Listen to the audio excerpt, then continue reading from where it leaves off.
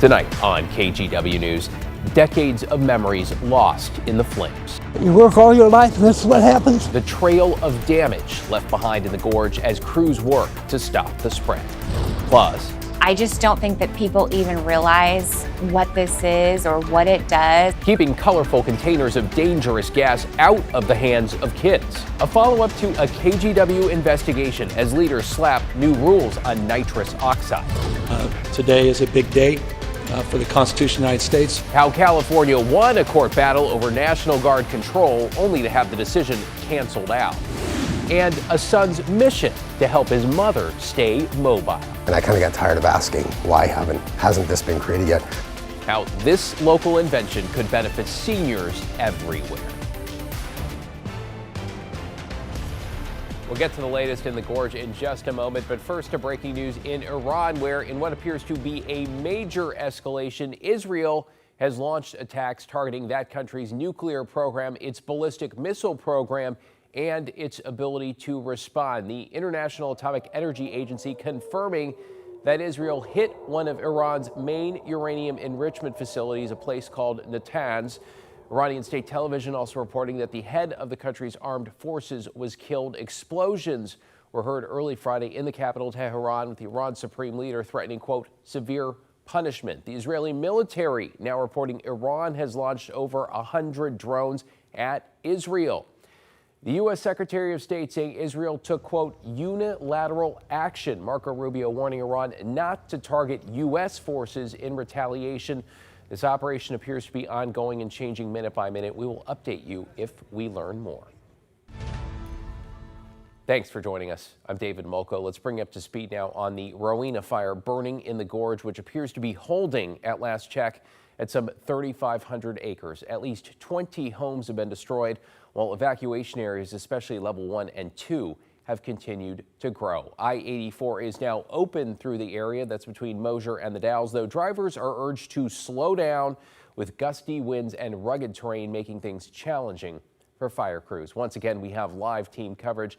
Chief Meteorologist Matt Sfino tracking those winds and the forecast, but first to Alma McCarty live in Rowena. So Alma, how do things compare to 24 hours ago? Well, David, you can obviously see that they are still windy, but I would argue much less windy than they were even earlier today. We are off of I-84 near Rowena before you get to the Dalles, and this is the scene here tonight. I'm going to step off of this box and let my photographer zoom in on the embers that are in the trees. This is what drivers can see from the road. And as you mentioned, fire officials telling us that there has been little growth to this fire, with things holding at around 3,500 acres. And again, less smoke today and even less smoke than yesterday. Behind the wheel, witnesses see the destruction of the Rowena Fire. Oh, man. Passing by, homes completely engulfed in flames. A day later, drivers still in shock and awe. Especially when you hear of homes going up.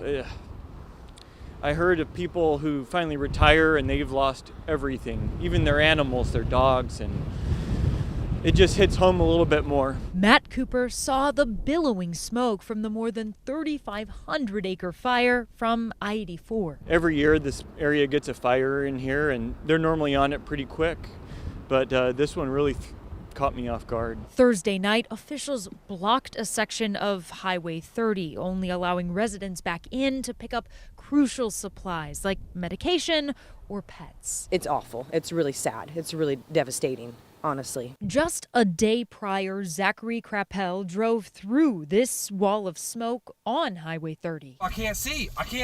Reverse. Hold on. We're good. It was pretty gnarly. I mean, the heat from the flames and just seeing all the guardrails burning. Once safe in the Dalles, not far from the middle school used as a Red Cross shelter, he shared these pictures with his partner, Sarah Richelderfer. The flames, it totally wiped out a lot of houses in there. So it's just like the metal skirting is just there. I mean, you can see my fence is burnt down. You can see in my yard that the firemen dug a fire line and saved the house. As fire crews work into the night, this community hopes for a swift end to an already devastating Rowena fire. Just what I seen, it's tragic, that's for sure. And officially, you know, this fire remains again at 3,500 acres with, again, little growth today, according to fire officials. Also officially, it's at 0% contained with 20 homes burned. However, after speaking with locals today, they fear that when the dust settles, the destruction could be much worse. David, back to you. Yeah, the embers, the hot spots, and the wind there say it all. Alma, appreciate your reporting once again tonight. By the way, a few of the homes that were destroyed belong to one man who is now trying to figure out what to do next. Devin Haskins went to meet him. Fire all around it. A nightmare overnight. Terrible, terrible. Smoke, wind blowing.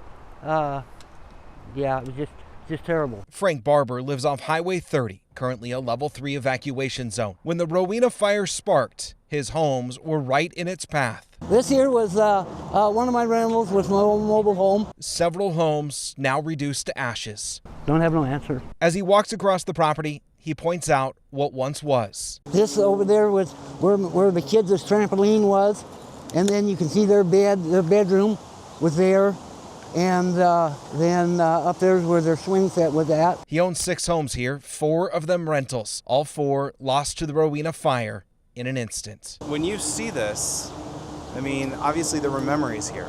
Yeah.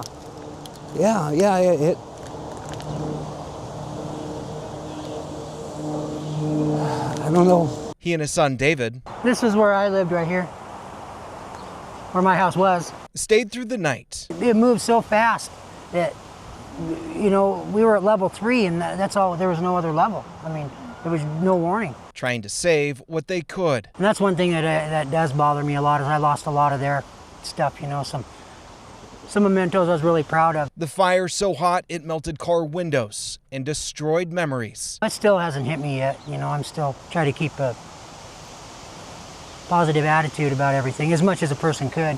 It took what it could of Frank and David's without any care. You work all your life and that's what happens. Devin Haskins, KGW News. Meanwhile, another fire that sparked Thursday in neighboring Sherman County, about 40 miles to the southeast, is prompting level 3 go now evacuations. This is video of the Ferry fire from the sheriff's office there. It's burning in a rural area near Cottonwood Canyon State Park.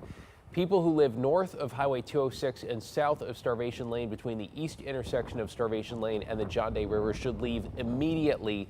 At last check, this fire had burned 5,000 acres with no containment. Okay, let's bring in Chief Meteorologist Matt Safino. You heard Alma there, Matt. At least it sounds like the winds are a little bit better than they were earlier today. What's it looking like from your perspective? Yeah, I think so. The forecast, though, we still will have strong winds again tomorrow. Here's our live shot from our camera in the Dalles on the Oregon Veterans Home, and I think we still see some fire areas here, especially here. Not as much as what we saw last night, though, which is good, right? 65 degrees. Winds are down to 15. They're still gusting over 20 miles an hour, but at least they're not gusting to 30, 35 miles an hour. In fact, when we look at the wind reports around the Gorge, Hood River has light winds, so does Parkdale. There's the 15-mile-an-hour wind in the Dalles, and still 50 miles an hour farther out to the east, like in Rufus, and along Highway 97, the winds are light as you head away from the Gorge. So things have improved just a bit, but look at the wind gusts we had earlier in the day. The Dalles had a gust of 48, Rowena a gust of 31, Lyle on the Washington side had a gust of 40. And up at elevation, the Tomahawk Preserve gust of 44. So it was another really, really windy day. Now here's the wind forecast hour by hour from 2 a.m. onward into 8 a.m. And notice they drop down below 20 mile an hour. These are the gusts during the 5 a.m. hour, and then they begin to come back up yet again. Let's look at tomorrow afternoon. Again, hour by hour starting at 1 p.m. The gusts are all over 30 miles an hour. So we have another windy day on the way tomorrow. But there is a period, albeit brief, where the winds will be lighter, and we'll point that out. Here we are tonight, winds at about 17 miles an hour, gusting up to 20 miles an hour all the way until about 4 a.m. But from about 4 a.m. until about 7 a.m., they don't gust any higher than 20 miles an hour. So that's about a 3-hour period, David, where we will see the lightest winds, 4 a.m. to 7 a.m. Then as the sun rises and the land begins to heat up, we're going to get those gusts coming back up over 30 miles an hour again. Now, smoke will be rather thick near the fire, but spread out higher elevation smoke across eastern Oregon tomorrow. So Winds diminishing tonight. Tomorrow they pick back up again. The good news is Saturday, winds should be light. David? Just got to get to Saturday. Thanks, Matt. Stay with KGW as we continue to cover these wildfires and others ahead this season. You can find the latest anytime on KGW.com or on the KGW mobile app. You can also stream our newscasts and special coverage anytime. That's on our free TV app, KGW Plus. New tonight, we are learning more about ICE arrests in the Portland metro, this time affecting vineyards in Oregon's wine country. 2 people connected to a vineyard management company were detained by ICE near their homes in Newburgh, one today, the other last Friday. Yamhill County Commissioner Bubba King tells us many in the community are simply scared. I just went and helped one of those other guys' coworkers who's been afraid to go home since Friday, and helped find him a house to go stay in for at least a few days until he feels more comfortable. He's been sleeping in his car since Friday. King says he's worried not just about the emotional toll on the community, but eventually the economic impact, since the community relies heavily on immigrants who work in wine production and agriculture. We're working to learn more about the 2 people arrested and where their cases stand now. In Southern California, more than 30 farm workers have been detained in Ventura County alone over the last few days as ICE arrests continue in Los Angeles as well.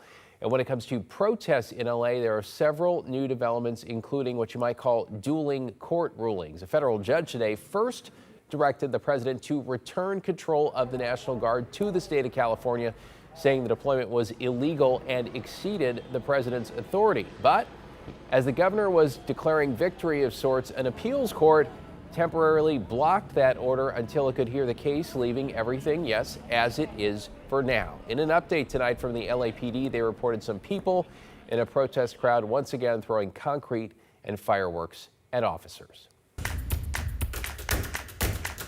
New at 11, Providence Health says it is laying off some 600 employees across 7 states, including in Oregon. 134 workers in Oregon, some of those who are union members, were notified this week that their positions are being eliminated as part of a larger restructuring effort. Their roles are primarily in non-clinical administrative positions, though Providence says some patient care roles are also impacted. Providence, Oregon CEO is now warning the changes could impact patients. To care for Oregonians, and one that we do not take lightly, and we are working hard to minimize impact, but changes will need to occur in order for us to continue to deliver the high quality care. Providence points to systemic issues, including state laws around staffing levels, underfunded Medicaid programs, and diminishing insurance contributions.